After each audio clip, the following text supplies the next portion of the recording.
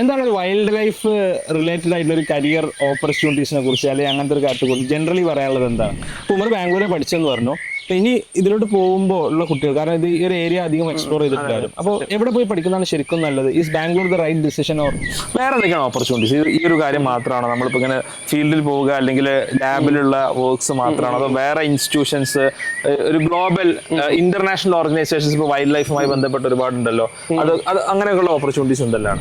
ഈ ഒരു ഫീൽഡിൽ ലാസ്റ്റായിട്ട് ചോദിക്കാനുള്ളത്, ഒരുപാട് പാഷനേറ്റ് ആയിട്ട് ആളുകളുണ്ടാവും. അവർ ചിലപ്പോൾ മേ ബി ഡോക്ടേഴ്സോ എഞ്ചിനീയേഴ്സോ പ്രൊഫഷണൽസോ ഒക്കെ ആയിരിക്കും. അവർ ഇതിനൊരു പ്രൊഫഷനായി ചൂസ് ചെയ്തിട്ടുണ്ടാവില്ല. അവർക്ക് ശരിക്ക് ആസ് എ ഹോബി ഇത് എക്സ്പ്ലോർ ചെയ്യാൻ, അല്ലെങ്കിൽ കുട്ടികൾക്ക് ആസ് എ ഹോബി ഇത് എക്സ്പ്ലോർ ചെയ്യാൻ എന്തെല്ലാം ഓപ്പർച്യൂണിറ്റീസ് ആണ്? ഇന്നൊരു വെറൈറ്റി കരിയറുമായിട്ടാണ് നമ്മൾ എത്തിയിട്ടുള്ളത്. സാധാരണ നമ്മൾ MBBS-നെ കുറിച്ചും എയിംസിനെ കുറിച്ചും IITs-നെ കുറിച്ചും MBAs-നെ കുറിച്ചൊക്കെയാണ് സംസാരിക്കാറുള്ളത്, അല്ലേ? എന്നാൽ നമ്മുടെ ഇടയിൽ കാടിനെ ഇഷ്ടപ്പെടുന്ന, മൃഗങ്ങളെ ഇഷ്ടപ്പെടുന്ന, പക്ഷികളെയും മീനുകളെയും ഇഷ്ടപ്പെടുന്ന ഒരുപാട് മക്കളുണ്ട്, അല്ലേ?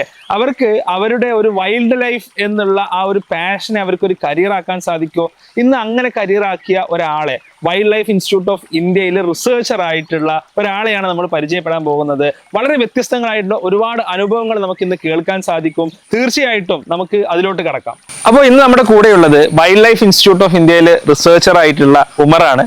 ഉമർ ഈ ഒരു വൈൽഡ് ലൈഫിനെ പാഷനായിട്ട് എടുത്തിട്ടുള്ള ഒരാളാണ്. എൻവയോൺമെന്റ് സയൻസ് പഠിച്ച ആളാണ്. എനിക്ക് ഒരുപാട് വർഷങ്ങളായിട്ട് ഉമറിനെ പരിചയമുണ്ട്. ബാംഗ്ലൂർ ഞങ്ങൾ അടുത്തടുത്ത് താമസിച്ചിരുന്നു.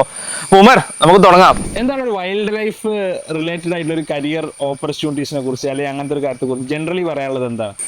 ഞാനിപ്പം നമ്മുടെ സെൻട്രൽ ഗവൺമെന്റിന്റെ സ്ഥാപനമായ wild life institute of India, അതായത് ഡെറാഡൂണിലാണ് ഞങ്ങളുടെ സ്ഥാപനം. ഡെറാഡൂണിലാണ്? അതെ. പ്രൊജക്ട് അസോസിയേറ്റ് ആയിട്ട് ഇപ്പൊ വർക്ക് ചെയ്യാണ്. ഓക്കെ. എന്റെ ഒരു ഫീൽഡ് വരുന്നത് വെച്ചാല് നമുക്ക് എല്ലാവർക്കും ഇപ്പൊ വൈറലായിക്കൊണ്ടിരിക്കുന്ന തവാങ് കേട്ടിട്ടുണ്ടല്ലോ? തവാങ് അരുണാചൽ പ്രദേശില് ഒരു വർഷമായിട്ട് ഇപ്പൊ അരുണാചൽ പ്രദേശിലായിരുന്നു. അവിടുത്തെ ഹിമാലയ സാനുക്കളില് മലകളും പിന്നെ അതുപോലത്തെ മലയോര മേഖലകളിലെ തടാകങ്ങളും അവിടുത്തെ കാടുകളൊക്കെ എക്സ്പ്ലോർ ചെയ്ത് ഇപ്പൊ അടുത്ത് നമ്മുടെ ഒരു ഫേമസ് ബ്ലോഗറിന്റെ കൂടെ ചിത്രന്റെ കൂടെ ഇൻസ്റ്റാഗ്രാം പേജിൽ പോയാൽ നമുക്ക് അവിടെ അരുണാചൽ വന്നപ്പോ കണ്ടിട്ടുണ്ടായിരുന്നു. അപ്പൊ അവന്റെ കൂടെ 2 ആഴ്ച സ്പെൻഡ് ചെയ്യാൻ പറ്റി. അവന്റെ കൂടെ അവന്റെ കുറച്ച് വീഡിയോസ് ഒക്കെ എടുത്തു കൊടുക്കാൻ പറ്റി. അതുപോലെ നല്ലൊരു അനുഭവമായിരുന്നു യാത്രയെ കുറിച്ചും. അതുപോലെ അവന് വൈൽഡ് ലൈഫ് ലൈക്ക് അതുപോലെ ബേർഡ്സ് ഇതൊക്കെ അവന് ഇൻട്രസ്റ്റ് ഉള്ള കാര്യമാണ്. അപ്പൊ എനിക്കറിയുന്ന കുറെ കാര്യങ്ങൾ അവനും പറഞ്ഞു കൊടുക്കാൻ പറ്റി. അങ്ങനെ ഈ വൈൽഡ് ലൈഫ് കരിയറിന്റെ ഏറ്റവും വലിയൊരു രസകരമായ പ്രത്യേകത എന്നുള്ളത് ഈ പറഞ്ഞ പോലത്തെ യാത്രകൾ, അതെ അനുഭവങ്ങളൊക്കെ ബാക്കിയുള്ള ആൾക്കാരൊക്കെ അസൂയ കണ്ണുകൊണ്ട് കാണുന്ന ഒരു സംഭവമാണ്. ഇപ്പൊ ഞാനൊക്കെ എനിക്കിട്ടൊരു ഭാഗ്യം എന്താ വെച്ചാല്, ഞാനിപ്പോ എന്റെ UG കഴിഞ്ഞ് PG എൻവയോൺമെന്റ് സയൻസിലായിരുന്നു. അത് കഴിഞ്ഞിട്ട് നേരെ കിട്ടുന്നത് ഐസർ തിരുപ്പതിയുടെ ഒരു ഷോല പ്രൊജക്ട് എന്ന് പറഞ്ഞിട്ടാണ്. ഓക്കെ. അപ്പൊ അത് വരുന്നത് വെസ്റ്റേൺ ഗാറ്റ്സിൽ, നമ്മുടെ വെസ്റ്റേൺ ഗാറ്റ്സിലെ ഹൈ ആൾട്ടിറ്റ്യൂഡ് ആയിട്ടുള്ള ഏരിയാസിലാണ്. ഓക്കെ. എന്ന് പറയുമ്പോൾ വട്ടവട കേട്ടിട്ടുണ്ട്, വട്ടവട, പാമ്പാട്, മൂന്നാറിന്റെ അവിടെ ഷോല നാഷണൽ പാർക്ക്. അപ്പൊ അവിടെയുള്ള മലമുകളിലുള്ള ഷോല ഗ്രാസ് ലാൻഡ്സ്, അതുപോലെ പുൽമേടുകളും അതിന്റെ നടുക്ക് വരുന്ന ഭയങ്കര ഡെൻസ് ആയിട്ടുള്ള കാടുകളിലൊക്കെയാണ് എനിക്ക് വർക്ക് കിട്ടുക. അപ്പൊ ഇവിടുത്തെ ഫോട്ടോസ് കാണുമ്പോൾ ആളുകൾക്ക് ഭയങ്കര അസുഖമാണ്, ഇതൊക്കെ നിന്റേതാണ് ലൈഫ്. ഉമറിന്റെ ഇൻസ്റ്റ ഐഡി ഞാൻ താഴെ കൊടുക്കാം, അതിൽ ഫോട്ടോസ് ഒക്കെ ഇടുന്നുണ്ട്. നല്ലൊരു ഫോട്ടോഗ്രാഫർ കൂടിയാണ് ഉമർ. അപ്പൊ ഈ ഒരു പാഷനിൽ ഫോട്ടോഗ്രാഫി വളരെ ഇമ്പോർട്ടന്റ് ആണ്. നമുക്കൊരു കൺസർവേഷൻ ടൂൾ ആണ് ഫോട്ടോഗ്രാഫി ആയിട്ട് ഉപയോഗിക്കാം. പിന്നെ അതുപോലെ അത് കഴിഞ്ഞിട്ട് എനിക്ക് PG കഴിഞ്ഞ് പിന്നെ അടുത്തതായിട്ട് കിട്ടുന്നത് വൈൽഡ് ലൈഫ് ഇൻസ്റ്റിറ്റ്യൂട്ട് ഓഫ് ഇന്ത്യയിൽ ഹിമാലയാസ് എക്സ്പ്ലോർ ചെയ്യാൻ വേണ്ടിയിട്ടുള്ള ഓപ്പർച്യൂണിറ്റി ആണ്. അതേപോലെ അരുണാചലില് വളരെ മനോഹരമായിട്ടുള്ള ഇങ്ങനെ എന്താ പറയാ മഞ്ഞുമലകളാൽ മൂടപ്പെട്ട ഒരു താഴ്വരയിലാണ് എനിക്ക് വർക്ക് ചെയ്യാൻ കിട്ടുന്നത്. അപ്പൊ എല്ലാവർക്കും ഒരു അസൂയ കണ്ടുകൊണ്ട് കൂടായാലൊരു എന്താ പറയാ ഒരു എൻവയസ് ആണ് പലരും. എന്നാലും ഈ യാത്രയുടെ അപ്പുറം ശരിക്കും എന്താ ശരിക്കും ചെയ്യുന്നത്? അരുണാചൽ എന്താ പണി? വെറുതെ ഇങ്ങനെ ട്രിപ്പ് അടിച്ച് നടക്കുകയാണോ, അതോ ശരിക്കും പണി നടക്കുന്നത്? ശരിക്കും പറഞ്ഞാൽ ആളുകളുടെ വിചാരം നമ്മൾ ജസ്റ്റ് പോയി അടിച്ചു പൊളിക്കുക അല്ലെങ്കിൽ ടൂറിസ്റ്റുകളെ പോലെ സ്ഥലം കാണുക എന്നുള്ളതാണ് പൊതുവെ ആളുകളുടെ വിചാരം. വെറും കാട്ടിലാണ്, എപ്പോഴും കാട്ടിലാണെന്നുള്ളതാണ്. നേരത്തെ നമ്മളൊരു വൈൽഡ് ലൈഫ് റിസർച്ചിന്റെ ഒരു റൂട്ട് എന്ന് വെച്ചാൽ നമുക്ക് 3 ടൈപ്പ് ഉണ്ട്. ഒന്ന് ഫീൽഡ് കളക്ഷൻ. ഇപ്പൊ ഞാനിപ്പോ വർക്ക് ചെയ്യുന്നത് സംബന്ധിച്ച് ഞാൻ ബേർഡ്സിനാണ് വർക്ക് ചെയ്യുന്നത്. അപ്പൊ എനിക്ക് അരുണാചൽ പ്രദേശിലെ കാടുകൾ എക്സ്പ്ലോർ ചെയ്ത് അവിടുത്തെ ബേർഡ് സർവേ എടുക്കുക. എന്നിട്ട് അത് കഴിഞ്ഞാൽ ഒരു വർഷമായിട്ട് ഡാറ്റ കളക്ഷൻ ചെയ്ത്, കാരണം നമുക്ക് ഡാറ്റ വേണമല്ലോ, എവിടെയൊക്കെ ബേർഡ്സ് ഉണ്ട് എവിടെയൊക്കെ ഇല്ല എന്നുള്ളത് നമ്മൾ നോക്കണം. അത് കഴിഞ്ഞ് വന്നിട്ട് നമുക്ക് ഇപ്പൊ ഞാൻ ഡയറ്റിനെ കുറിച്ചാണെങ്കിൽ ഫീഡിനെ കുറിച്ചാണെന്നുണ്ടെങ്കിൽ ഞാൻ ലാബിലേക്ക് പോകും. അതായിരിക്കും ലാബിലേക്ക്. പിന്നെ അത് കഴിഞ്ഞിട്ട് നമ്മൾ അനാലിസിസ് ചെയ്യണം. നമുക്ക് കിട്ടിയ ഡാറ്റ നമ്മൾ അനാലിസിസ് ചെയ്യണം, സ്റ്റാറ്റിസ്റ്റിക്കൽ ടെസ്റ്റുകൾ ചെയ്യാനുണ്ട്. അപ്പൊ നമ്മൾ ഓഫീസ് ലൈക്ക് ഒരു കോർപ്പറേറ്റ് ജോബ് എങ്ങനെയാണ് 9 to 5 ജോബിലേക്ക് നമ്മൾ മാറും. പക്ഷെ പൊതുവെ ആളുകൾ വിചാരം നമ്മൾ ഫുൾ ടൈം കാട്ടിലാണ്. എല്ലാവരും റിസർച്ച് ലാബിൽ മാത്രം ഇരിക്കുന്ന റിസർച്ചുമാരുണ്ട്, വൈൽഡ് ലൈഫ് റിസർച്ചുമാരുണ്ട്. പക്ഷെ എന്റെ ഒരു വർക്ക് എന്ന് പറഞ്ഞാൽ ബേർഡ്സിലാണ്. അപ്പൊ നമ്മളൊരു പോസ്റ്റിന്റെ അല്ലെങ്കിൽ നമുക്ക് കിട്ടിയിരിക്കുന്ന ഒരു പോസ്റ്റിന്റെ ഒരു സ്വഭാവം അനുസരിച്ചിരിക്കും നമ്മൾ എവിടെയാണ് പോസ്റ്റ് ചെയ്യപ്പെടുന്നത്. അല്ലെങ്കിൽ ചിലപ്പോ ഇപ്പോ ലാബ് മാത്രം വർക്ക് ചെയ്യുന്ന അല്ലെങ്കിൽ ഇപ്പൊ ഡയറ്റ് മാത്രം നോക്കുന്ന ആളുകളുണ്ടെങ്കിൽ ഇപ്പൊ DNA സംഭവങ്ങളൊക്കെയാണ്, ജെനറ്റിക്സ് ഒക്കെ ആണെന്നുണ്ടെങ്കിൽ ഫുൾ ടൈം ലാബിലായിരിക്കും. അപ്പൊ എനിക്കിപ്പോ ഡാറ്റ കളക്ഷൻ ഫോറസ്റ്റിൽ പോയി അല്ലെങ്കിൽ പെർമിഷൻ ഒക്കെ ഉണ്ട്, ഫോറസ്റ്റ് പോയി ചെയ്യുന്നതുകൊണ്ട് നമ്മൾ ഫീൽഡിലായിരിക്കും കൂടുതൽ സമയം. ബാക്കി ഒരു 3-4 മാസം നമ്മൾ ലാബിലായിരിക്കും അല്ലെങ്കിൽ ഓഫീസിലായിരിക്കും. അപ്പൊ ഈ ബേർഡ്സിനൊക്കെ സർവേ നടത്താന്ന് പറയുമ്പോൾ നമ്മളിപ്പോ രാവിലെ 9 മണിക്ക് ഓഫീസിൽ കയറി അല്ലെങ്കിൽ 9 മണിക്ക് എണീറ്റ് 5 മണി വരെ ചെയ്യുന്ന ഒരു ജോബ് എന്നുള്ള നിലക്ക് ആവില്ലല്ലോ. ശരിക്കും ഒരു കോർപ്പറേറ്റ് ജോബും അല്ലെങ്കിൽ ഒരു വൈൽഡ് ലൈഫ് റിസർച്ചർ ജോബും തമ്മിൽ വലിയ വ്യത്യാസങ്ങളില്ല. എങ്ങനെയായിരിക്കും നിങ്ങളുടെ ഒരു റൂട്ടീൻ എന്നുള്ളത്? റൂട്ടീൻ നമ്മളൊരു പോസ്റ്റിന്റെ സ്വഭാവം അനുസരിച്ചിരിക്കും. ഇപ്പോ ഞാൻ നേരത്തെ പറഞ്ഞു ഫീൽഡ് ടൈമും ഓഫീസ് ടൈമും ഒക്കെ ഉണ്ട്. അപ്പോൾ എന്റെ ഒരു ഫീൽഡ് ടൈം ഇപ്പൊ ഞാൻ ബേർഡ്സിലെ വർക്ക് ചെയ്യണം. അപ്പൊ ബേർഡ്സിൽ പറഞ്ഞാൽ ബേർഡ്സ് ഏറ്റവും കൂടുതൽ ആക്റ്റീവ് ആയിട്ടുള്ള രാവിലെ പുലർച്ചെ. ഇപ്പൊ അരുണാചലക്കാണ് നേരത്തെ സൂര്യൻ ഉദിക്കുക. അവിടെ ഇന്ത്യയിലെ ഏറ്റവും ആദ്യം സൂര്യൻ ഉദിക്കുന്ന സ്ഥലമാണ്. അതെ, ഏറ്റവും ഈസ്റ്റിലാണ് ഏറ്റവും ആദ്യം അവിടെ എത്തിക്കുക. അപ്പൊ ഒരു 4 മണിക്കൊക്കെ വെളിച്ചം വന്നോടും. അപ്പൊ 3:30 എണീറ്റ് നമ്മള് ഇറങ്ങണം. നമുക്ക് വണ്ടി ഉണ്ട്, കാറുണ്ട്, MB ഡിപ്പാർട്ട്മെന്റ് തന്നതാണ്. അപ്പൊ അതിലിറങ്ങി നമ്മൾ കാടുകൾ. ഡ്രൈവറൊക്കെ ഉണ്ടാവും? ആ ഡ്രൈവർ ഉണ്ട്. പിന്നെ എനിക്ക് ഡ്രൈവർ ഞാനും വണ്ടി എടുത്ത് ഒറ്റയ്ക്ക് ഇറങ്ങാറുണ്ട്. അപ്പൊ ഫുൾ ഫ്രീഡാണ്. അപ്പൊ അങ്ങനെ രാവിലെ ഒരു 4 മണിയാകുമ്പോ കാടിന്റെ എത്തണം. അങ്ങനെ എത്തി അവിടെ ഒരു 8 മണിയാകും വരെ സർവേ എടുത്ത് പിന്നെ ഒന്ന് വന്ന് റെസ്റ്റ് എടുത്ത് പിന്നെ വൈകിട്ട് ഒരു 3 മണി മുതൽ ഒരു 5 മണിയാകുമ്പോൾ ഇരുട്ടാവും. അപ്പൊ ഒരു 4:30 ആ ഒരു മാക്സിമം വരെ നമുക്ക് സർവേ ചെയ്യാൻ പറ്റുള്ളൂ. അപ്പൊ അങ്ങനെയാണ് നമ്മളൊരു ഫീൽഡിലുള്ള ഒരു ദിവസം. അപ്പൊ നമുക്ക് പിന്നെ ലാബിലാവുമ്പോൾ പിന്നെ അത് കഴിഞ്ഞാൽ നമ്മൾ ലാബിലേക്ക് അല്ലെങ്കിൽ ഓഫീസിലേക്ക് പോകുമ്പോൾ നമ്മളൊരു ഓഫീസ് സെറ്റപ്പ് അല്ലെങ്കിൽ ഒരു 9 to 5 ജോബാണ് നമ്മൾ ചെയ്യാറുള്ളത്. അപ്പൊ ഇത് ശരിക്ക് പല ആളുകൾക്കും ഇപ്പൊ എസ്പെഷ്യലി കേൾക്കുന്ന പാരന്റ്സും സ്റ്റുഡൻസ് ഒക്കെ ഉണ്ടാകുമ്പോൾ നമ്മൾ ഈ കാട്ടിലൊക്കെ പോകുമ്പോൾ അവിടെ ഈ ബേർഡ്സ് മാത്രമല്ല ഉള്ളത്, അവിടെ ആന, കടുവ, പുലി എല്ലാ ഐറ്റംസും ഉണ്ട്. ഇതൊക്കെ ശരിക്കും കുറച്ച് ഡേഞ്ചറസ് അല്ലേ എന്നുള്ള ഒരു തോന്നൽ എല്ലാവർക്കും ഉണ്ടാവുന്ന ഒരു കാര്യമല്ലേ? സത്യത്തില് വൈൽഡ് ലൈഫ് എന്ന് പറഞ്ഞാൽ നമ്മളൊരു ഇപ്പൊ ഒരു കാട്ടിലേക്ക് ഇപ്പൊ ഞങ്ങൾ സർവേ ഒക്കെ പോകാറുണ്ട്.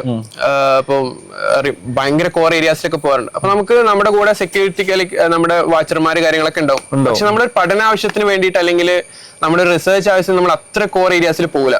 നമ്മൾ ഒന്നാമത് ഒരു പെരിഫറി അല്ലെങ്കിൽ ബൗണ്ടറി ഏരിയാസിലാണ് നമ്മൾ ഒന്നാമത് പോവുക. അത്ര സെക്യൂർ ആയിട്ടുള്ള ഏരിയ ആണ്. പിന്നെ ഒരു വൈൽഡ് ലൈഫ് എന്ന് പറയുന്ന കൺസെപ്റ്റ് എന്ന് പറയുമ്പോൾ ഇപ്പൊ വൈൽഡ് ലൈഫിലാണ് വർക്ക് ചെയ്യുന്നതൊക്കെ പറഞ്ഞ ആൾക്കാർ പറയും സഫാരിയിലൊക്കെ പോയി ആനന്റെതും പിന്നെ വൈൽഡ് ലൈഫ് ഫോട്ടോഗ്രാഫർ ആണോ ഇങ്ങനെ ആനയുടെയും മറ്റേ കടുവയുടെ ഒക്കെ ഫോട്ടോ എടുക്കുന്നതായിരിക്കില്ല എന്റെ പണി എന്നൊക്കെയാണ് ആളുകളെ ഒരു ധാരണ അതാണ്. പക്ഷെ വൈൽഡ് ലൈഫ് എന്ന് പറഞ്ഞാൽ കാട്ടിലുള്ള മാത്രമല്ല, നമ്മുടെ വീട്ടുവളപ്പിലുള്ള പക്ഷിയായാലും പൂമ്പാറ്റ ആയാലും ഉറുമ്പായാലും തേനീച്ച ആയാലും എല്ലാം വൈൽഡ് തന്നെയാണ്. നമ്മള് ഡൊമസ്റ്റിക്കേറ്റ് ചെയ്യാത്ത എല്ലാം വൈൽഡാണ്. ഇപ്പൊ നമ്മുടെ കേരളത്തിൽ നോക്കുകയാണെങ്കിൽ 560ഓളം പക്ഷികളെ രേഖപ്പെടുത്തിയിട്ടുണ്ട്. 118ഓളം മാമൽസ് സസ്തനികൾ ഉണ്ട് നമ്മുടെ കേരളത്തിൽ. 170ഓളം ഡ്രാഗൺ ഫ്ലൈസ് ഉണ്ട്. ഡ്രാഗൺ ഫ്ലൈസ് 150ഓളം ഫ്രോഗ്സ് ഉണ്ട്. അതിൽ 136ഓളം നമ്മുടെ എൻഡമിക് ആണ്, വെസ്റ്റേൺ ഗാറ്റ്സിൽ മാത്രം, വേറെ ലോകത്തെവിടെയും കാണപ്പെടാത്തതാണ്. അതുപോലെ 100-ലധികം സ്നേക്സ് ഉണ്ട്. അപ്പൊ ഇത്രയും ഡൈവേഴ്സ് ആയിട്ടുള്ള സാധനമാണ്. അപ്പൊ അതൊക്കെ നമ്മുടെ നാട്ടിലും കാടുകളായിട്ട് കാണപ്പെടുന്നത്, വെറും കാട്ടിൽ മാത്രമല്ല. അപ്പൊ ഇതിനൊക്കെ പഠിക്കാനുള്ള ഓപ്പർച്യൂണിറ്റി നമുക്ക് തുറന്നു കിടക്കുകയാണ് വൈൽഡ് ലൈഫിൽ. പക്ഷെ അതിന് കുറെ ചലഞ്ചസ് ഉണ്ട്. പക്ഷെ ഓപ്പർച്യൂണിറ്റി നമ്മുടെ കാട്ടിലെ ഡൈവേഴ്സിറ്റി പോലെ തന്നെ അങ്ങനെ ഈ പറഞ്ഞ പോലെ നമ്മൾ അങ്ങനെ ഡേഞ്ചറസ് വിചാരിക്കുന്നത് നമുക്ക് സെക്യൂരിറ്റിയോട് തന്നെ നമുക്ക് ചെയ്യാം. അങ്ങനെ ഒരു ഭയങ്കര ലൈക് നമ്മൾ നേരെ കടുവയുടെ മടത്തിലേക്കാണ് പോയി ചെന്ന് ചാടണം എന്നുള്ള ഒരു പരിപാടിയാണ്. പിന്നെ സ്വാഭാവികമായിട്ട് ഈ പാരന്റ്സിനൊക്കെ ഉണ്ടാവുന്ന ഒരു കൺസേൺ എന്നുള്ളത് ഇപ്പൊ നമ്മളൊരു കരിയർ എന്ന് പറയുമ്പോൾ എന്തായാലും നമുക്ക് ഏർണിങ്സ് ഉണ്ടാവും, നമുക്ക് ജീവിക്കാനുള്ള ഒരു സാഹചര്യം ഉണ്ടാവും. അതൊക്കെ ഇതിൽ നിന്നൊക്കെ എത്രമാത്രം കിട്ടും എന്നുള്ള ഒരു കാര്യമാണ്. ഇതിലിപ്പോ എന്റെ ഒരു എക്സ്പീരിയൻസ് പറയുകയാണെന്നുണ്ടെങ്കിൽ ഇപ്പൊ നിങ്ങൾ പറഞ്ഞ മാതിരി മോണിറ്ററി ബെനിഫിറ്റ് ഒട്ടും അധികം എന്ന് വെച്ചാൽ ബാക്കിയുള്ള ഒരു ഫീൽഡ് കമ്പയർ ചെയ്യുമ്പോൾ വളരെ കുറവാണ്. എന്ന് വെച്ചാൽ കമ്പയർ ചെയ്യാൻ ചിലപ്പോൾ ചില ഫീൽഡ് വെച്ച് നമുക്ക് പറ്റില്ല. അപ്പൊ ഈ ഒരു ആശയം കൊണ്ടൊരു ഭാവിയിൽ എവിടെ എത്തുന്ന അറിയാത്തൊരു ആശയങ്ങൾ കൊണ്ട് തന്നെ പാരന്റ്സ് പൊതുവെ ഈ ഒരു ഫീൽഡിലെ കുട്ടികളെ വിടാറില്ല. ഇപ്പോ എൻ്റെ ഒരു എനിക്കറിയുന്ന ഒരുപാട് കുട്ടികൾ ചെറുപ്പത്തിലെ ഈ ഒരു പാഷൻ ലൈക്ക് ബട്ടർഫ്ലൈസിനോട് അല്ലെങ്കിൽ ബേർഡ്സിനോടൊക്കെ കമ്പുള്ള ഒരു കുട്ടികൾ 10ാം ക്ലാസ് എത്തുമ്പോഴത്തേക്ക് എന്ത് ചെയ്യും, പാരന്റ്സ് പിടിച്ചിട്ട് അവനെ എൻട്രൻസ് കോച്ചിങ് അല്ലെങ്കിൽ +2 കഴിഞ്ഞിട്ട് അവനെ റിപ്പീറ്റിൽ വിടും. അപ്പൊ ഇവർ രണ്ട് വർഷം അല്ലെങ്കിൽ ഒരു വർഷമൊക്കെ ഇവന് പാരന്റ്സിന്റെ ഒരു നിർബന്ധത്തോടെ ആ ഒരു ലൈക്ക് മനസ്സിലോടെ എന്ത് ചെയ്യും, ഇവൻ പോയി റിപ്പീറ്റ് ചെയ്തിട്ട് തിരിച്ചു വരും, കിട്ടൂല. എന്നിട്ട് ഇവൻ ഏതെങ്കിലും MSc അല്ലെങ്കിൽ ബോട്ടണി നമ്മുടെ നാട്ടിലെ കോളേജിൽ നിന്ന് ബോട്ടണി അല്ലെങ്കിൽ ഇൻവോൾവ് സയൻസ് എടുത്തിട്ടാണ് പിന്നെ ഒരുപാട് വർഷങ്ങൾ വേസ്റ്റ് ആയതിനു ശേഷമാണ് അവൻ വരിക. അപ്പൊ ഇവിടെ എനിക്ക് മനസ്സിലാക്കുന്നത് വെച്ചാൽ പാരന്റ്സിന് ഇവരുടെ അഭിരുചി മനസ്സിലാക്കി അവരെ ലൈക്ക് ഡയറക്ഷൻ ചെയ്യാൻ പറ്റാത്തതാണോ, അല്ലെങ്കിൽ മക്കൾ നേരത്തെ നമ്മളിപ്പോ ഈ വൈൽഡ് ലൈഫ് ആണെങ്കിലും അതിനോട് നേരത്തെ നിങ്ങളൊരു കൺസെപ്റ്റ് ഉണ്ടല്ലോ, സ്റ്റാർട്ട് ഏർലി എന്നുള്ള ഒരു കൺസെപ്റ്റ് ഉണ്ടല്ലോ, അത് തന്നെയാണ് ഇവിടെ നമ്മൾ അപ്ലൈ ചെയ്യുന്നത്. കാരണം നേരത്തെ തുടങ്ങി ഇതൊരു കോമ്പറ്റീഷൻ നാരോ ഓപ്പർച്യൂണിറ്റി ഉള്ള ഫീൽഡാണ്. ഒരുപാട് സ്പീഷീസ് ഉണ്ടെന്നുണ്ടെങ്കിലും ഓപ്പർച്യൂണിറ്റീസ് കുറവാണ്. അപ്പൊ നേരത്തെ തുടങ്ങി സ്കിൽ സെറ്റ് ഡെവലപ്പ് ചെയ്ത് അതിനനുസരിച്ച് നമ്മൾ മോൾഡ് ചെയ്ത് കഴിഞ്ഞാൽ ഒരുപാട് ഓപ്പർച്യൂണിറ്റീസ് ഉണ്ട്. പക്ഷെ നമ്മൾ ലേറ്റ് ആവും തോറും എന്ത് ചെയ്യുന്നുണ്ട്, നമ്മളെ ബാക്കി വരുന്ന ആളുകൾ ഓവർടേക്ക് ചെയ്യാണ്. നമുക്ക് അതിന്റെ ഒരു അപ്പൊ ഇത് ഇപ്പൊ ഉമർ ഇപ്പൊ ഒരു റിസർച്ചർ ആയിട്ട് ഇപ്പൊ ഒരു പൊസിഷനിലാണുള്ളത്. പിന്നെ നെക്സ്റ്റ് ഇപ്പൊ നമ്മൾ കരിയർ വൈസ് മാത്രം ചിന്തിക്കുകയാണെന്നുണ്ടെങ്കിൽ മേ ബി അടുത്തൊരു ഓപ്പർച്യൂണിറ്റീസ് എന്തൊക്കെയായിരിക്കും? സയന്റിസ്റ്റ് ആയിട്ട് അങ്ങനെ എങ്ങനെയായിരിക്കും അത്? ഇപ്പൊ നമ്മൾ വെച്ചാൽ ഇപ്പൊ ഓപ്പർച്യൂണിറ്റീസ് നമ്മളെ പ്ലേസ്മെന്റ് കിടക്കുന്ന വെച്ചാൽ ഇപ്പൊ ഒരു BSc ലെവൽ ഉണ്ട്, MSc ലെവൽ ഉണ്ട്, PhD ലെവൽ ഉണ്ട്. ഇപ്പൊ ഞാന് ഇപ്പൊ ഒരു MSc ലെവലിലാണ്. ഇപ്പൊ ഞാൻ PG കഴിഞ്ഞ് ഞാൻ നേരെ അപ്ലൈ ചെയ്യാൻ പോകുന്നത് ഇപ്പൊ ഒരു ഇപ്പോ ടോപ്പ് ലെവൽ ഇന്ത്യയിലെ ഇപ്പോ wild life institute of India, NCBS, അതുപോലെ WWF, പിന്നെ അതുപോലെ WCS, WTI, wild life trust of India, അങ്ങനെ ഒരുപാട് നാഷണൽ ലെവൽ ഫണ്ടിങ് ഉള്ള അവർക്ക് ഓൺഗോയിങ് ആയിട്ടുള്ള പ്രൊജക്ടുകൾ ഉണ്ട്. അത് എവിടെയാവും ഇന്ത്യയിൽ, ഹിമാലയാസ് മുതൽ നിക്കോബാറിൽ വരെ പ്രൊജക്ട് ഉണ്ട്. അപ്പൊ ഇതിലേക്ക് ഇവര് റിസർച്ചേഴ്സിനെ വിളിക്കും ആവശ്യമായ ലൈക് പോസ്റ്റിലേക്ക്. ഇപ്പോ GIS, അതുപോലെ ജിയോഗ്രഫിക്കൽ ഇൻഫോർമേഷൻ ലൈക് എന്താ പറയാ ഇൻഫർമേഷൻ സിസ്റ്റത്തിൽ വർക്ക് ചെയ്യുന്ന ആളുകളെ വിളിക്കും. ഇപ്പൊ അതുപോലെ ഫീൽഡ് ഇപ്പൊ ബേർഡ്സിൽ എക്സ്പേർട്ട് ആയിട്ടുള്ള ആൾക്കാരെ വിളിക്കും. അങ്ങനെ ഒരുപാട് ഫീൽഡിലേക്ക് വിളിക്കും. അപ്പൊ എന്റെ MSc ലെവലിൽ എനിക്ക് പ്രൊജക്ട് അസോസിയേറ്റ് എന്നുള്ള രീതിയിലാണ്. ഇപ്പൊ ഒരു BSc ആണെന്നുണ്ടെങ്കിൽ നമുക്ക് പ്രൊജക്ട് ഇന്റേൺ ആയിട്ട്, അതുപോലെ പ്രൊജക്ട് അസിസ്റ്റന്റ് ആയിട്ട്, പിന്നെ പ്രൊജക്ട് അസോസിയേറ്റ് ആയിട്ട്, പിന്നെ പ്രൊജക്ട് സയന്റിസ്റ്റ് അല്ലെങ്കിൽ പ്രിൻസിപ്പൽ സയന്റിസ്റ്റ് എന്നൊക്കെ പറഞ്ഞിട്ട് PhD-കാർക്ക് അപ്ലൈ ചെയ്യാൻ പറ്റുന്നത്. പിന്നെ നമ്മൾ സയന്റിസ്റ്റ് ലെവലിലേക്ക് എത്തും. അത് സയന്റിസ്റ്റ് ലെവലിലേക്ക് നമുക്ക് PhD കാര്യങ്ങളും നല്ല പേയും ഉണ്ടാവും. പിന്നെ അതുപോലെ നമ്മൾ ശ്രദ്ധിക്കേണ്ട മറ്റൊരു കാര്യം, നമ്മൾ UGC നെറ്റ്, അതുപോലെ JRF, ഗേറ്റ്, ഇത്തരം എക്സാമുകൾ നമ്മൾ നേരത്തെ പ്രിപ്പയർ ചെയ്ത് അത് ക്രാക്ക് ചെയ്യാൻ ശ്രമിക്കുക എന്നുള്ളത് അക്കാഡമിക്സും പ്രധാനമാണ്. അക്കാഡമിക്സ് ഭയങ്കര പ്രധാനമാണ്. കാരണം ഇപ്പൊ നെറ്റ് അല്ലെങ്കിൽ UGC നെറ്റ് ഇല്ലാത്ത ആൾക്ക് ഒരു വിലയില്ല. കാരണം പേ സ്കെയില് നല്ല ഡിഫറെന്റ് ആണ്. ഇപ്പൊ ഒരു 30,000 കിട്ടുന്ന ഒരാൾക്ക് നെറ്റുള്ള ഒരാൾക്ക് അതിന്റെ 10K കൂടുതൽ കിട്ടുന്നുണ്ട്. അപ്പം നെറ്റ് ഇപ്പൊ ഭയങ്കര അത്യാവശ്യം വരുന്നത്. അപ്പൊ നമ്മള് PG കഴിയുമ്പോ പഠിക്കാം, അല്ലെങ്കിൽ പിന്നെ പഠിക്കാന്നുള്ള മാറ്റി വെച്ച് കഴിഞ്ഞാൽ നേരത്തെ UG ലെവലിൽ നമ്മളൊക്കെ പ്രിപ്പയർ ചെയ്ത് PG കഴിഞ്ഞിട്ട് നമുക്ക് PG കഴിഞ്ഞിട്ട് സയന്റിസ്റ്റ് ആയിട്ട് ജോയിൻ ചെയ്യുന്ന ആളുകളുണ്ട്. എവിടെ പഠിച്ചത്? ഞാൻ പഠിച്ചത് സെന്റ് ജോസഫ് ബാംഗ്ലൂരിലാണ്. ബാംഗ്ലൂർ എന്ത് വൈൽഡ് ലൈഫ്! അതെല്ലാരും ചോദിക്കുന്ന ചോദ്യമാണ് സത്യത്തിൽ. കാരണം കോൺക്രീറ്റ് ജംഗിളാണ്, കോൺക്രീറ്റ് ജംഗിളിലാണ് ഈ മറ്റേ വൈൽഡ് ലൈഫിന് പഠിക്കാൻ പോയിക്കണത്. എന്താ ഇപ്പൊ കഥ എന്നൊക്കെ ചോദിക്കാറുണ്ട്. സത്യത്തില് ബാംഗ്ലൂർ പോലത്തെ ഒരു സ്ഥലത്ത് ഒരുപാട് ഇപ്പൊ ഞാൻ ആദ്യം ഇപ്പൊ ബാംഗ്ലൂർ പോയിട്ട് ഇപ്പൊ എന്താ എനിക്കിപ്പോ ഇവിടെ പ്രത്യേകിച്ച് കിട്ടാൻ പോണത് ലൈക്ക് ഒരു കോൺക്രീറ്റ് ജംഗിൾ അല്ലേ എന്നുള്ളത്. പക്ഷെ അവിടെ പോയപ്പോഴാണെങ്കിൽ മനസ്സിലായി ഒരുപാട് അർബൻ പാർക്കുകളുണ്ട്. അവിടെയാണ് എനിക്ക് മനസ്സിലായത് ഒരു അർബൻ സ്പേസ്. ഇപ്പൊ നമ്മളൊരു കോഴിക്കോട് ഒരു നഗരമല്ല, എന്നാലും ഒരു ഔട്ട്സ്കേഴ്സിലാണ്. പക്ഷെ ഇങ്ങനത്തെ ഒരു ഏരിയ കണ്ടില്ലേ? നമ്മളിപ്പോ കോഴിക്കോടല്ല കേട്ടോ, കോഴിക്കോട് മലബാർ ബൊട്ടാണിക്കൽ ഗാർഡനിലാണ് സ്ഥലം ഞാൻ ആദ്യമായിട്ട് കാണുന്നത്. കോഴിക്കോട് നഗരത്തില്, കോഴിക്കോട് ടൗണിന്റെ നടുവിൽ ഇത്രയും മനോഹരമായിട്ടുള്ള സ്ഥലം. നമ്മൾ ആലോചിക്കും ഒരു ബാംഗ്ലൂർ പോലത്തെ ഒരു സിറ്റിയില് ഒരു കബൺ പാർക്ക് അല്ലെങ്കിൽ അങ്ങനത്തെ പാർക്ക്, ഒരുപാട് ഗാർഡൻസ്, ലാൽബാഗ്, കബൺ പാർക്ക്, അപ്പൊ ഒരുപാട്. അപ്പൊ അതിനനുസരിച്ച് തന്നെ വൈൽഡ് ലൈഫിന് സാധ്യത കൂടാണ്. അവിടെ ബേർഡ് വാക്കുകൾ എല്ലാ ആഴ്ച നടക്കാറുണ്ട്. സൗത്തിലോട്ട് പോയ ബെന്നാർഘട്ട് 36 കിലോമീറ്റർ ഉള്ളൂ. ഞാൻ സൈക്കിളില് ആഴ്ചയിൽ എല്ലാ ഉമറിനെ ശരിക്കും ഫസ്റ്റ് പരിചയപ്പെടുന്നത് ഉമർ എന്റെ അടുത്താണ് താമസം. ഉമർ സൈക്കിളിലാണ് 20 കിലോമീറ്റർ ദിവസം സൈക്കിൾ ചവിട്ടിയിട്ടാണ് ഉമർ കോളേജിൽ പോവുക ബാംഗ്ലൂരിലെ ട്രാഫിക്കിലൂടെ. അപ്പൊ അത് അന്ന് എനിക്കൊന്ന് ടൈംസ് ഓഫ് ഇന്ത്യയിലോ ഏതൊക്കെ ന്യൂസ് പേപ്പറിലൊക്കെ വലിയ ന്യൂസ് ആയിട്ട് ഉമറിന്റെ ഫോട്ടോ ഒക്കെ വെച്ചിട്ട് ഉമർ എന്തോ ഒരു പ്ലക്കാർഡൊക്കെ വെച്ചിട്ട് പ്ലക്കാർഡ് എന്ന് വെച്ചാൽ നമ്മള് എനിക്ക് എന്തായാലും സൈക്കിള് 10 കിലോമീറ്റർ ചവിട്ടണം. എന്നാലും ട്രാഫിക് ബസ്സിലൊക്കെ 1 മണിക്കൂർ എടുക്കുന്ന ഞാൻ സൈക്കിൾ 40 മിനിറ്റ് കൊണ്ട് കവർ ചെയ്യും. അപ്പൊ ഞാൻ വിചാരിച്ചു ഒരു മെസ്സേജ് ആളുകൾ ജസ്റ്റ് സൈക്കിളോട്ടി പോകുന്നത് നമുക്കൊരു മെസ്സേജ് എനിക്ക് ഓർമ്മ കിട്ടുന്നില്ല. Cycle to work, cycle to school, പിന്നെ ബാക്കിൽ no pollution, no traffic, let cycle ആയിരുന്നു. അപ്പൊ ആളുകൾ അത് ഭയങ്കരമായിട്ട് ഏറ്റെടുത്തു. ഒരുപാട് ആളുകൾ അതിനുശേഷം സൈക്കിൾ ചവിട്ടാൻ തുടങ്ങി. അല്ലെങ്കിൽ ഞങ്ങൾ സ്കൂൾ കോളേജിലേക്ക് തന്നെ ആളുകൾ സൈക്കിളായിട്ട് വരാൻ തുടങ്ങി. എന്നിട്ട് ഞങ്ങൾ ഒരു കമ്മ്യൂണിറ്റി ബിൽഡ് ചെയ്തു. ഭയങ്കര രസമായിരുന്നു, ഭയങ്കര അനുഭവമായിരുന്നു. പോലീസുകാര് പിന്നെ റോഡ് സൈഡിൽ നിന്നൊക്കെ ആളുകൾ കൈ കാണിച്ച് ഇതെന്താ സംഭവം എന്നൊക്കെ ചോദിച്ച് സൈക്കിളിലേക്ക് മാറിയ കമ്മ്യൂട്ട് ചെയ്യാൻ വേണ്ടി സൈക്കിൾ ഓപ്ഷൻ ചൂസ് ചെയ്ത് ഒരുപാട് പേരുണ്ട്. ഭയങ്കര അനുഭവമായിരുന്നു. പിന്നെ അത് കഴിഞ്ഞിട്ട് PG ഞാൻ പോണ്ടിച്ചേരി യൂണിവേഴ്സിറ്റിയിലായിരുന്നു എൻവയോൺമെന്റൽ സയൻസ് ചെയ്തത്. അപ്പോ ഓൺലൈൻ ബാച്ച് ആയിരുന്നു, പക്ഷെ കൊറോണ ബാച്ച് ആയിരുന്നു. പക്ഷെ എനിക്ക് എന്ന് വെച്ചാൽ നാട്ടിലെ ഒരുപാട് സ്ഥലങ്ങൾ, ഇപ്പം നാട്ടിലെ അൺഎക്സ്പ്ലോർഡ് ആയിട്ടുള്ള ഒരുപാട് സ്ഥലങ്ങൾ എനിക്ക് എക്സ്പ്ലോർ ചെയ്യാൻ പറ്റും. നമ്മുടെ നാട്ടിലെ കുറച്ച് അൺഎക്സ്പ്ലോർഡ് സ്ഥലങ്ങളൊന്ന് പറഞ്ഞുതരും. അതെ, എക്സ്പ്ലോർ ആയി കഴിഞ്ഞാല് ഇത് എക്സ്പ്ലോർ ആയി പോയില്ല, എന്നാലും പോയിട്ടുള്ള നല്ല രസമുള്ള. നമ്മുടെ നാട്ടിൽ നമുക്ക് ഒരു വൈൽഡ് ലൈഫിനായിട്ട് പോകാൻ പറ്റുന്നത് കക്കാടംപൊയിലാണ്. അത്യാവശ്യം ബേർഡ്സും കാര്യങ്ങളും. പിന്നെ അതുപോലെ വയനാട് 900 കണ്ടി അത്യാവശ്യം ഫ്രോഗ് ഡൈവേഴ്സിറ്റിയും ഹെർപ്പറ്റോഫോണ ഡൈവേഴ്സിറ്റി. ഹെർപ്പറ്റോഫോണ എന്ന് വെച്ചാൽ ഫ്രോഗ്സ്, ആംഫീബിയൻസ്, റെപ്റ്റൈൽസ്, പാമ്പുകളും ഇതിനൊക്കെ നോക്കാൻ പറ്റും.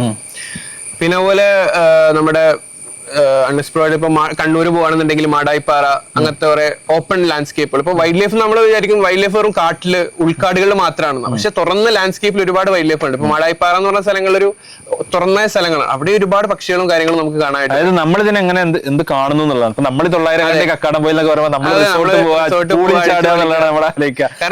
അതെ, നമുക്ക് ആ ഒരു നമ്മൾ എടുക്കുന്ന ഒരു ബ്രേക്ക് ആണ്, റിലീഫാണ്. അവിടെ കിട്ടുന്ന ഒരു സമാധാനം ഉണ്ടല്ലോ.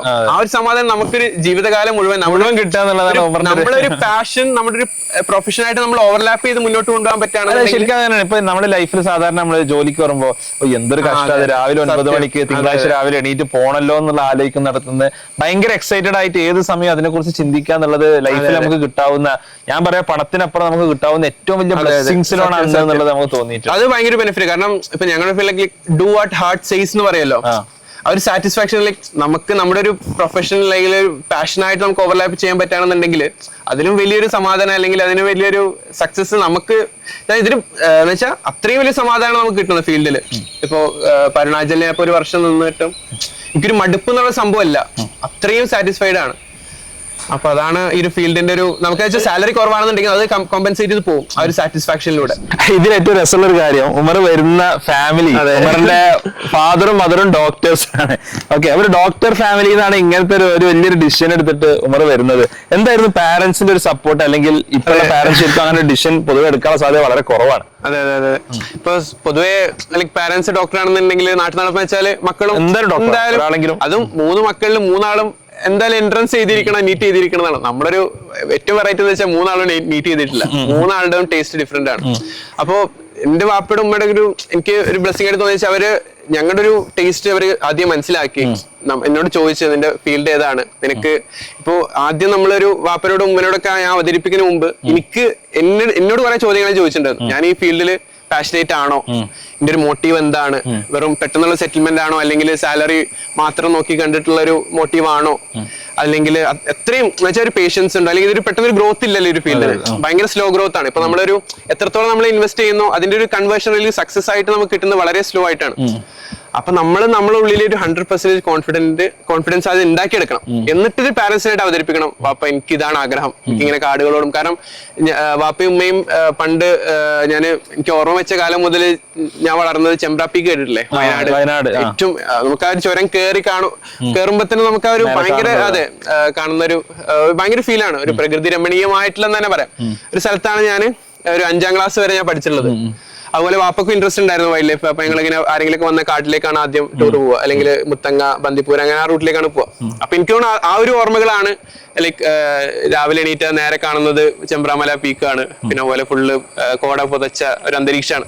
ചിലപ്പോ ആ ഒരു മെമ്മറി ആയിരിക്കും ഈ ഒരു എന്താ പറയാ ഒരു ആഗ്രഹം എന്നിൽ ജനിച്ചത്. ഫുള്ള് സപ്പോർട്ട് ചെയ്യുന്നുണ്ട്, ഭയങ്കര സപ്പോർട്ട് ആയിരുന്നു. കാരണം നിനക്ക് ഇഷ്ടമുള്ള ഒരു ഫീൽഡിൽ നിന്റെ ഒരു പാഷൻ നീ അച്ചീവ് ചെയ്യുന്ന ഒരു സക്സസ് ആയിട്ട് അച്ചീവ് ചെയ്യുന്ന സമയം വരെ അവർ സപ്പോർട്ട് ഉണ്ടാവും എന്നുള്ളൊരു കോൺഫിഡൻസ് അവരും തന്നപ്പോ എനിക്ക് എന്തായി, എനിക്ക് ഒരു ഡബിൾ കോൺഫിഡൻസ് ആയി ഈ ഒരു ഫീൽഡിലേക്ക് എൻ്റർ ചെയ്യാൻ. പക്ഷെ പൊതുവെ പാരന്റ്സിന്റെ പൊതുവെ ആളുകളുടെ കയ്യിൽ നിന്ന് അല്ലെങ്കിൽ നോർമലി പാരന്റ്സിന്റെ കയ്യിൽ നിന്ന് കിട്ടാറില്ല. അതുകൊണ്ടാണ് കുട്ടികൾ 2 കാരണങ്ങൾ എനിക്ക് തോന്നുന്നു. ഒന്നിപ്പോ ഉമറിനെ സംബന്ധിച്ചിടത്തോളം ഉമർ പറഞ്ഞു, Umar you have asked some questions yourself. അതിൽ ഉമർ കൺവിൻസ്ഡ് ആയിരുന്നു എന്ത്, I have to do this എന്നുള്ളത്. ആ ഒരു പ്രോസസ്സ് പല കുട്ടികൾക്കും നടക്കാറില്ല. ഞങ്ങൾക്ക് എന്ത് ചെയ്യണം എന്നുള്ളത് പല കുട്ടികളും ഐഡന്റിഫൈ ചെയ്യാറില്ല. മേ ബി ഈ പറഞ്ഞ പോലെ ഒരു എക്സ്പോഷർ അവർക്ക് കിട്ടാത്തതുകൊണ്ടായിരിക്കാം ഒന്നാമത്തെ റീസൺ. രണ്ടാമത്തത്, കുട്ടികളുടെ ഈ ഒരു കാര്യത്തെ ഈ ഒരു സംഭവം വരാതെ പാരന്റ്സിന് ഒരിക്കലും ട്രസ്റ്റ് ചെയ്യാൻ പറ്റൂല. അവരെന്തെങ്കിലുമൊക്കെ ഒന്ന് പറഞ്ഞൊരു ഫാൻസി സംഭവം, ചില കുട്ടികളൊക്കെ Formula 1 ഡ്രൈവർ ആവണം, അല്ലെങ്കിൽ എനിക്ക് ഇൻവെസ്റ്റ്മെന്റ് എന്താ മറ്റേ സ്റ്റോക്ക് മാർക്കറ്റിൽ ഇൻവെസ്റ്റർ ആവണം, ട്രേഡർ ആവണം എന്നൊക്കെ പറയും. ഇതൊക്കെ വളരെ വൈൽഡ് ആയിട്ടുള്ള പല കാര്യങ്ങളും പറയും. അതിനെ ആ ഒരു സംഭവത്തെ റെസൊനേറ്റ് ചെയ്യുന്ന ഒന്നും ഒരു ആക്ഷനിൽ ചിലപ്പോൾ ഉണ്ടായിക്കൊള്ളുന്നില്ല. ചിലപ്പോൾ ഒരു ഫൈനാൻഷ്യൽ ലിറ്ററസി ഇല്ലാത്ത ഒരുത്തനായിരിക്കും പറയാം എനിക്ക് സ്റ്റോക്ക് മാർക്കറ്റിൽ ഇൻവെസ്റ്റ് ചെയ്യണം, അല്ലെങ്കിൽ എനിക്ക് ട്രേഡർ ആവണം എന്നൊക്കെ പറയാം. അപ്പൊ ഇവിടെ പ്രശ്നം എന്താ വെച്ചാൽ 2 സൈഡിലും, ഒന്ന് കുട്ടികളുടെ സൈഡിൽ നിന്ന് ഒരു കൺവിക്ഷൻ വേണം, ആ കൺവിക്ഷനെ പാരന്റ്സ് ട്രസ്റ്റ് ചെയ്യും വേണം. അത് ഉമറിന്റെ കേസിൽ എനിക്ക് അത് ചെയ്യാൻ പറ്റിയെന്നുള്ളതാണ് എന്റെ ഒരു എനിക്ക് തോന്നിയിട്ടുണ്ട്. എനിക്ക് ഉമറിന്റെ പാരന്റ്സിനോടൊക്കെ സംസാരിച്ചപ്പോൾ എനിക്ക് തോന്നിയിട്ടുണ്ട്. ഉമർ ബാംഗ്ലൂരിൽ പഠിച്ചെന്ന് പറഞ്ഞു. അപ്പൊ ഇനി ഇതിലോട്ട് പോകുമ്പോൾ ഉള്ള കുട്ടികൾ, കാരണം ഇത് ഈ ഒരു ഏരിയ അധികം എക്സ്പ്ലോർ ചെയ്തിട്ടുണ്ടായിരുന്നു, അപ്പോൾ എവിടെ പോയി പഠിക്കുന്നതാണ് ശരിക്കും നല്ലത്? Is Bangalore the right decision or like? സത്യത്തിൽ എനിക്ക് ചെറിയൊരു അമളി പറ്റിയിട്ടുണ്ടായിരുന്നു. ഞാൻ ഈ ഒരു ഡിസിഷൻ എടുക്കുന്നതിന് സമയത്ത് ഞാൻ കുറച്ച് റിസർച്ച് ചെയ്തിട്ടുണ്ടായിരുന്നു. പക്ഷെ അന്ന് ഗൈഡൻസ് സെന്ററിലൊക്കെ പോയപ്പോ എനിക്ക് വേണ്ട ഒരു എന്താ പറയാ ക്ലാരിറ്റി അവിടെ നിന്ന് കിട്ടിയിട്ടുണ്ടായിരുന്നു, ആരും ഉണ്ടായിരുന്നില്ല.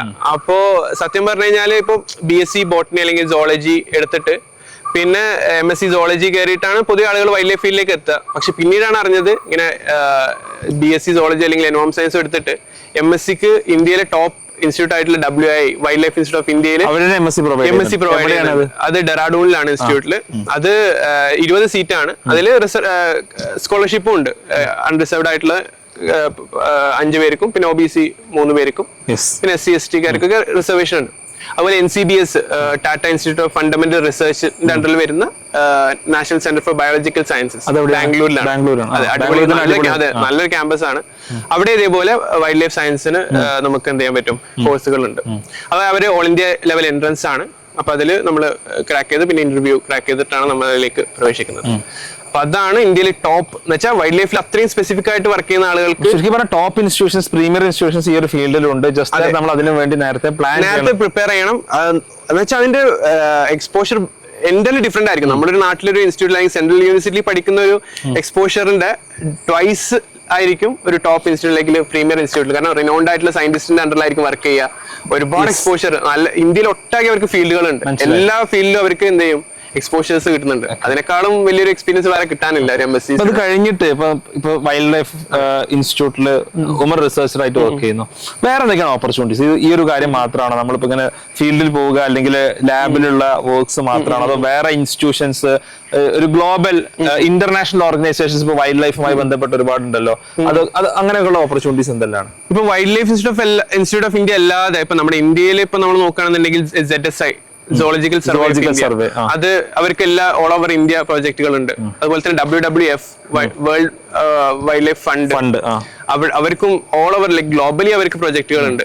പിന്നെ അതുപോലെ നാജിയോ ഫണ്ടിങ് വരുന്ന പ്രോജക്റ്റുകൾ ഉണ്ട്. പിന്നെ അതുപോലെ BNHS Bombay natural history society, അവരുടെ ഒരുപാട് പ്രോജക്റ്റുകൾ ഉണ്ട്. അതുപോലെ WTA wild life trust of India, അവരിൽ ജോലി ഇല്ലാതിരിക്കേണ്ടി വരില്ല. കാരണം ഒരുപാട് ഫീൽഡുകളുണ്ട്. ഇപ്പൊ നമ്മുടെ ഒരു നിഷ് നമ്മൾ എടുക്കുന്ന നമ്മൾ ഏതൊരു ഫീൽഡിലാണോ ഫണ്ട് ചെയ്യുന്നത്, ഫണ്ട് എന്ന് വെച്ചാൽ ഇപ്പൊ ഞങ്ങളുടെ ഒരു സെൻട്രൽ ഗവൺമെന്റ് ഇൻസ്റ്റിറ്റ്യൂട്ട് ആണ്. അപ്പൊ പൊതുവെ DST department science and technology അതെ ഫണ്ടിങ് ആണ്. പിന്നെ നമുക്ക് ഇപ്പൊ ഒരു പ്രൈവറ്റ് ഓർഗനൈസേഷൻ അവർ ഗവൺമെന്റ് ഫണ്ടിങ് ഉണ്ട്. അല്ലാതെ ഇപ്പൊ ഒരുപാട് ഗ്രാന്റുകൾ ഫോറിൻ ഇൻസ്റ്റിറ്റ്യൂട്ട്സ് അല്ലെങ്കിൽ ഫോറിൻ ഓർഗനൈസേഷനിൽ ഇപ്പൊ റഫോർഡ് ഗ്രാന്റുകൾ, പിന്നെ അതുപോലെ ഹാബിറ്റാറ്റ് ട്രസ്റ്റ് അതിന്റെ ഗ്രാന്റുകൾ. ഇപ്പൊ നമുക്കൊരു എക്യുപ്മെന്റ് വാങ്ങണം, ഇപ്പൊ ഒരു ബൈനോക്കുലർ വാങ്ങണം അല്ലെങ്കിൽ ഒരു ക്യാമറ ട്രാപ്പ് വാങ്ങണം എന്നുണ്ടെങ്കിൽ നമുക്ക് അതിൽ എക്യുപ്മെന്റ് മാത്രം തരുന്ന ഒരു ഐഡിയ വൈൽഡ് എന്ന് പറഞ്ഞിട്ടൊരു ഗ്രാന്റുകളുണ്ട്. അപ്പൊ അങ്ങനെ ഒരുപാട് ഫണ്ടിങ് ഏജൻസികൾ നമ്മൾ കണ്ടെത്തി അവർക്ക് ഗ്രാന്റ് ചെയ്ത് ലക്ഷങ്ങൾ നമുക്ക് കിട്ടും. എന്നിട്ട് ആ ഉപയോഗിച്ച് എന്ത് ചെയ്യാം, നമുക്ക് വേണ്ട റിസർച്ച് നമുക്ക് ചെയ്യാവുന്നതാണ്. വളരെ കോമ്പറ്റീഷൻ ഉള്ള ഒരു ഫീൽഡാണ്. അപ്പൊ ഒരു ബേസിക് ആയിട്ട് ഒരു ഫണ്ടമെന്റൽ ആയിട്ട് ഇതൊരു ഫീൽഡിലേക്ക്, ഒരു വൈൽഡ് ലൈഫ് ഫീൽഡിലേക്ക് താല്പര്യമുള്ള ആൾക്ക് ഒരു കുട്ടിക്ക് ടാക്സ് ഐഡന്റിഫിക്കേഷൻ ആണ്. വെച്ചാൽ വൈൽഡ് ലൈഫ് വെച്ചാൽ ജീവികളാണല്ലോ. അപ്പൊ അവർ ഏത് ജീവികൾ എടുക്കുന്നു, ഇപ്പൊ ബേർഡ്സ് ആണെങ്കിൽ അല്ലെങ്കിൽ ഒരു ബട്ടർഫ്ലൈ ആണെന്നുണ്ടെങ്കിൽ അതിനെക്കുറിച്ച് ഏതൊക്കെ ബേർഡ്സ് ഏതൊക്കെ തരം ഉണ്ട് അതിന്റെ ഐഡന്റിഫിക്കേഷൻ മനസ്സിലാവണ്ടേ. അങ്ങനെ ഒരുപാട് ബേർഡ്സിന് എക്സ്പേർട്സ് ആയി കഴിഞ്ഞാൽ നമുക്ക് കണ്ണ് വേണമെന്നില്ല ബേർഡ് വാച്ചിങ്ങിന്. കണ്ണടച്ചും ബേർഡ് വാച്ചിങ് ചെയ്യാന്നുള്ളതാണ് ഇതിന്റെ ഒരു മനോഹാരിത. അപ്പോ ബേർഡ്സിലൊക്കെ അപ്പൊ അതുപോലെ ബട്ടർഫ്ലൈസിന്റെ ഐഡന്റിഫിക്കേഷൻ, അതൊരു ടാക്സ് ഐഡന്റിഫിക്കേഷൻ ആണ് നമ്മൾ ബേസിക് ആയിട്ട് നമ്മൾ പഠിക്കേണ്ട ഒരു കാര്യം. അപ്പൊ അത് പെട്ടെന്ന് പറ്റില്ല. ഇപ്പൊ ഒരാഴ്ച കൊണ്ട് ഒരു ബേർഡ് വാച്ചർ ആവാൻ പറ്റില്ല, അല്ലെങ്കിൽ ഒരു 2 ആഴ്ച കൊണ്ട് ഒരു ബട്ടർഫ്ലൈ എക്സ്പെർട്ട് ആവാൻ പറ്റില്ല. അപ്പൊ സമയം എടുത്ത് നമ്മൾ ഫീൽഡിൽ പോയി പ്രാക്ടീസ് ചെയ്ത് ബേർഡ് വാക്കുകൾ ഉണ്ടാവും, അതുപോലെ ബട്ടർഫ്ലൈ വാക്കുകൾ നടക്കുന്ന സ്ഥലങ്ങളുണ്ടാവും. അപ്പൊ അവിടെയൊക്കെ ജോയിൻ ചെയ്ത് നമ്മൾ എന്ത് ചെയ്യണം, ഈ ഒരു ടാക്സ് ഐഡന്റിഫിക്കേഷൻ, അതുപോലെ ബേർഡ് വാച്ചിങ് കമ്മ്യൂണിറ്റീസ് ഉണ്ട്, അതിൽ ജോയിൻ ചെയ്യാം. അങ്ങനെ മാക്സിമം എക്സ്പോഷർ കിട്ടി ഒരു ടാക്സ് ഐഡന്റിഫിക്കേഷൻ സ്കിൽസ് ഡെവലപ്പ് ചെയ്യുക എന്നുള്ളത് ഒരു സ്കില്ലാണ്. പിന്നെ അതുപോലെ നമ്മുടെ മെത്തഡോളജീസ്, ഇപ്പോ ബേർഡ്സിന്റെ കേസിൽ പറയുകയാണെന്നുണ്ടെങ്കിൽ ഒരു ഡിഫറെന്റ് മെത്തഡോളജി ആയിരിക്കും. അതേപോലെ ആയിരിക്കില്ല ഫ്രോക്സിന്റെ കേസിൽ. ബേർഡ്സിന്റെ കേസിലേക്ക് പോയിന്റ് കൗണ്ട് ട്രാൻസെക്റ്റുകൾ അല്ലെങ്കിൽ പോയിന്റ് കൗണ്ട് മെത്തേഡുകൾ, ലൈൻ ട്രാൻസെക്ട് മെത്തേഡുകൾ എന്നൊക്കെ പറഞ്ഞിട്ട്, പിന്നെ ഒക്യുപ്പൻസി സാമ്പിളിംഗ്. പിന്നെ നമുക്ക് ഇമ്പോർട്ടന്റ് ആയിട്ട് വേണ്ട സ്കിൽ എന്ന് വെച്ചാൽ ഫോട്ടോഗ്രാഫിയാണ്. ഒരു ബേർഡ്സ് ആയാലും ബട്ടർഫ്ലൈസ് ആയാലും നമുക്ക് ബേസിക് ഫോട്ടോഗ്രാഫി സ്കിൽ ഇപ്പൊ ഫോണിലായാലും ക്യാമറയിലായാലും മതി. ചെറിയൊരു സ്കില്ല് നമുക്ക് എന്തായാലും വേണം. പിന്നെ ഏറ്റവും ഇമ്പോർട്ടന്റ് ആയിട്ട് വേണം നമുക്ക് പേഷ്യൻസ് ആണ്. ഒരു സോഫ്റ്റ് സ്കിൽ എന്നൊക്കെ പറയും പോലെ പേഷ്യൻസ്. കാരണം ഇപ്പോൾ ഒരു ബട്ടർഫ്ലൈസോ അല്ലെങ്കിൽ ഡ്രാഗൺ ഫ്ലൈസിനെ തേടി പോകണമെന്നുണ്ടെങ്കിൽ അത് നമ്മുടെ ക്ഷമയുടെ നെല്ലിപ്പട്ടം നമ്മളെ കാണിക്കും. കാരണം അത്രയും ക്ഷമയുടെ നെല്ലിപ്പടി, നെല്ലിപ്പടി കാണുന്നൊക്കെ പറയില്ലേ. അപ്പോ അത്രയും പേഷ്യൻസ് ലൈക് ക്ഷമയോട് കൂടി അതിനെ അപ്രോച്ച് ചെയ്താലേ അതിന് ഫോട്ടോ കിട്ടുള്ളൂ, അല്ലെങ്കിൽ നമ്മൾ അതിനെ കുറിച്ച് പഠിക്കാൻ പറ്റുള്ളൂ. പക്ഷെ നമുക്ക് ആ ഒരു പാഷൻ ഉണ്ട്, അല്ലെങ്കിൽ അതിനെ കുറിച്ച് അറിയാൻ കൂടുതൽ ആഗ്രഹം ഉണ്ട്, അല്ലെങ്കിൽ ക്യൂരിയോസിറ്റി ഉണ്ടെന്നുണ്ടെങ്കിൽ നമുക്കതൊരു നമ്മൾ നോർമൽ ആയിട്ട് ഒരു പേഷ്യൻസ് നമ്മളെ കൂടെ വരും. മനസ്സിലായില്ലേ? അപ്പൊ അതൊരു ഇമ്പോർട്ടന്റ് കാര്യമാണ്. പിന്നെ രണ്ടാമത് നമുക്ക് നമ്മുടെ ഫിസിക്കൽ ഫിറ്റ്നസ്.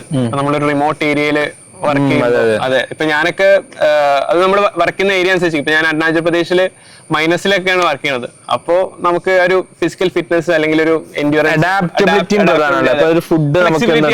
നമുക്ക് എവിടെ കൊണ്ടിട്ടാലും നമ്മൾ ജീവിക്കാൻ പറ്റും. കാട്ടില് പൊതുവെ മൊത്തം നമ്മൾ കൊണ്ടുപോകലാണ് നാട്ടിൽ നിന്ന്.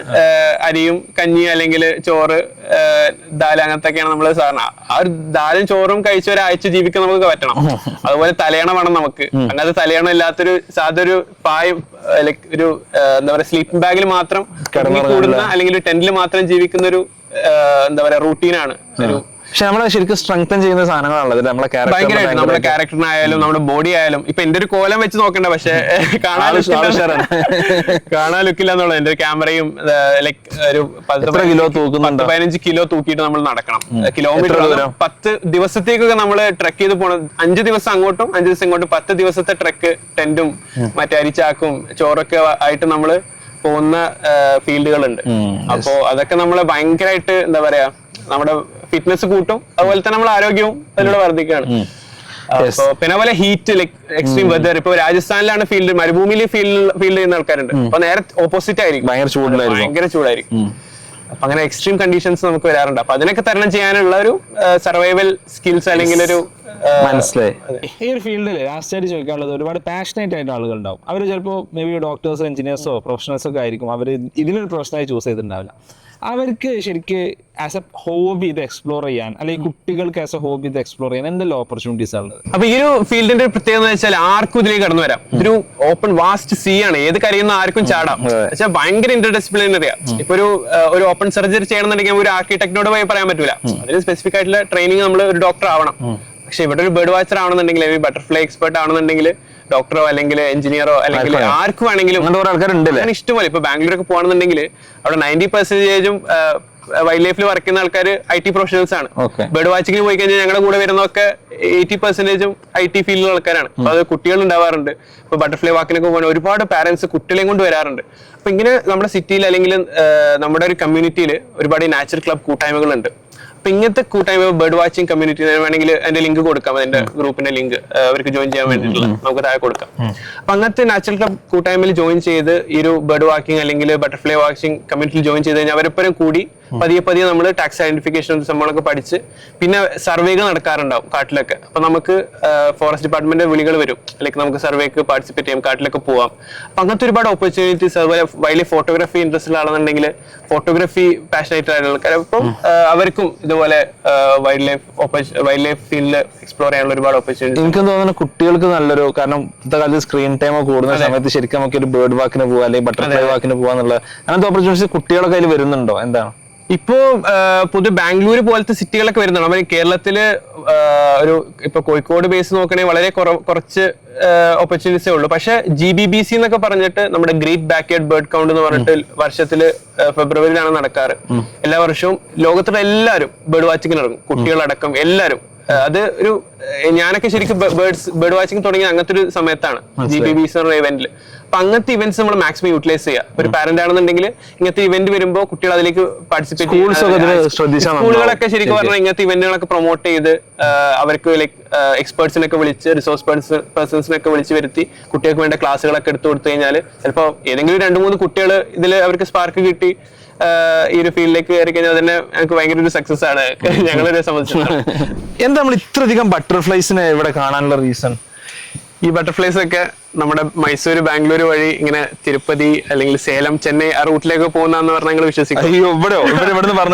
ഈ വെസ്റ്റേൺ ഗാറ്റ്സ് ഏരിയയിൽ നിന്ന് ഒരു സ്പെസിഫിക് ടൈപ്പ് ഓഫ് ലൈക് നിംഫാലിഡേ ഗ്രൂപ്പിലുള്ള ഫാമിലിയിലുള്ള കുറച്ച് ബട്ടർഫ്ലൈസ് ഉണ്ട്. അപ്പൊ ഇവര് നമ്മള് സ്വതവേ കേട്ടിട്ടുള്ള ബേർഡ്സ് മാത്രമാണ് മൈഗ്രേറ്റ് ചെയ്യാന്നുള്ളതാണല്ലോ. പക്ഷെ ഈ ഒരു ബട്ടർഫ്ലൈസും എന്ത് ചെയ്യുന്നുണ്ട്, അതെ ഒരു മഴ വരുന്നതിന് മുമ്പ് അവര് കൂട്ടത്തോടെ എന്ത് ചെയ്യും, ഈസ്റ്റേൺ പ്ലാറ്റ്യൂലേക്ക് അവര് മൈഗ്രേറ്റ് ചെയ്യും. എന്നിട്ട് അടുത്ത ജനറേഷൻ മഴ കഴിഞ്ഞിട്ട് അതെ അവിടുത്തെ ജനറേഷൻ ആണ്. അത് റിസർച്ച് സയന്റിഫിക്കലി പ്രൂവ് ചെയ്തിട്ടില്ല, പക്ഷെ നമ്മുടെ ഫൈൻഡിങ്സ് അതാണ്. ഒരു ഇനീഷ്യൽ ജനറേഷൻ അവിടെ തിരിച്ച് നേരെ കോഴിക്കോട്ടേക്ക് വരും എന്ന് വെച്ചാൽ ഈ ഒരു കാടുകളിലേക്ക് അവിടെ നിന്നാണ് അവര് പാലനം ചെയ്ത് ഒരു മൈഗ്രേറ്റ്. അത്ഭുതമാണ്, ഭയങ്കര അത്ഭുതമാണ്. ഒരു കൂട്ടത്തോടെ വെജിറ്റേറിയൻ സർവീസ് ആണ് ശരിക്ക് ഒരു വൈൽഡ് ലൈഫുമായി ബന്ധപ്പെട്ട് പ്രവർത്തിക്കുന്ന ആളുകൾ ചെയ്യുന്നത്, റൈറ്റ്? നമ്മൾ ഇങ്ങനത്തെ എക്കോസിസ്റ്റംസ് നിലനിർത്തുന്നിടത്തൊക്കെ വലിയൊരു പങ്ക് ശരിക്കും വഹിക്കുന്നില്ലേ? എന്താണ് ഇങ്ങനെ പ്രാന്താണ് അല്ലെങ്കിൽ ആളുകളുടെ കുറെ കുത്തുവാക്കുകൾ കേൾക്കുന്നുണ്ടാവില്ല, എന്താണ് അതിനോട് പ്രതികരിക്കാനുള്ളത്? അറ്റ് ദി എൻഡ് സത്യത്തില് നിങ്ങൾ പറഞ്ഞ പോലെ ഇപ്പൊ ഒരു വൈൽഡ് ലൈഫിലാണ് വർക്ക് ചെയ്യണമെന്ന് പറഞ്ഞു കഴിഞ്ഞാല് ആള് പറയും, എടാ നീ വല്ല പക്ഷിനെയും പൂമ്പാറ്റിനൊക്കെ പിന്നാലെ നടക്കാതെ വല്ല പൈസ ഉണ്ടാക്കുന്ന പണിക്ക് കയറി ജീവിച്ചൂടെ എന്നുള്ളതാണ്. പണിയെടുത്ത് ജീവിച്ചൂടെ, വല്ല കാട്ടിലാണ്, ഫുൾ ടൈം കാട്ടിലല്ലേ എന്നുള്ളൊരു എന്താ പറയാ ഒരു കുത്തുവാക്ക് പോലെ നമുക്കൊരു ഫീൽ ചെയ്യും. പക്ഷെ നമ്മളുടെ ഇതിന്റെ ഉള്ളിലുള്ളൊരു കോർ പാഷനും ലൈക്ക് ഒരു കൺസർവേഷൻ മൈൻഡഡ് ആയിട്ടുള്ള ഒരു ലൈക്ക് ഇന്റൻഷൻ ഉണ്ട്. അപ്പോൾ അതാണ് നമ്മൾ മുറുകെ പിടിക്കുന്നത്. നമ്മള് ജസ്റ്റ് കാടുകളിൽ പോയി അവിടുത്തെ ബേർഡ്സിന്റെ എസ്തെറ്റിക് അല്ലെങ്കിൽ കാടിന്റെ എസ്തെറ്റിക് വാല്യൂ മാത്രമല്ല നമ്മൾ ആസ്വദിക്കുന്നത്, നേരെ മറിച്ച് അതിനെ സംരക്ഷിക്കുക, അതിനെക്കുറിച്ച് പഠിക്കുക.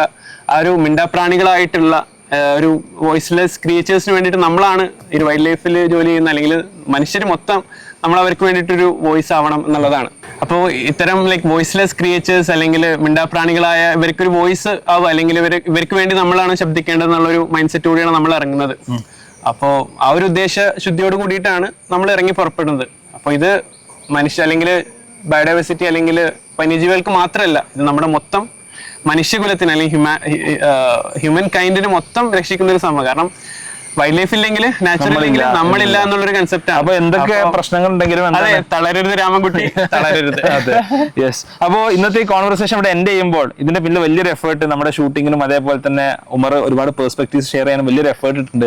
തീർച്ചയായിട്ടും നിങ്ങളുടെ അഭിപ്രായങ്ങൾ കമന്റ് ചെയ്യുക എന്നുള്ളത് വളരെ പ്രധാനമാണ്. നിങ്ങളുടെ അഭിപ്രായങ്ങൾ, ഈ വീഡിയോ കുറിച്ചുള്ള അഭിപ്രായങ്ങൾ, നിങ്ങളുടെ പെർസ്പെക്ടീവ്സ്, നിങ്ങളുടെ ചോദ്യങ്ങൾ നിർബന്ധമായിട്ടും താഴെ കമന്റ് ചെയ്യുക. നിങ്ങളുടെ ഫ്രണ്ട്സിന് ഈ വീഡിയോ നിങ്ങൾ ഷെയർ ചെയ്യുക. നിങ്ങൾക്ക് ഇത് ഇഷ്ടപ്പെട്ടു എന്ന് കരുതുന്നു, അങ്ങനെയാണെങ്കിൽ ഇതൊന്ന് ലൈക്ക് ചെയ്യുകയും ചെയ്യുക. ഈ ചാനൽ സബ്സ്ക്രൈബ് ചെയ്യുക. നമുക്ക് മറ്റൊരു വീഡിയോയുമായി കാണാം. അതുവരേക്കും ബൈ.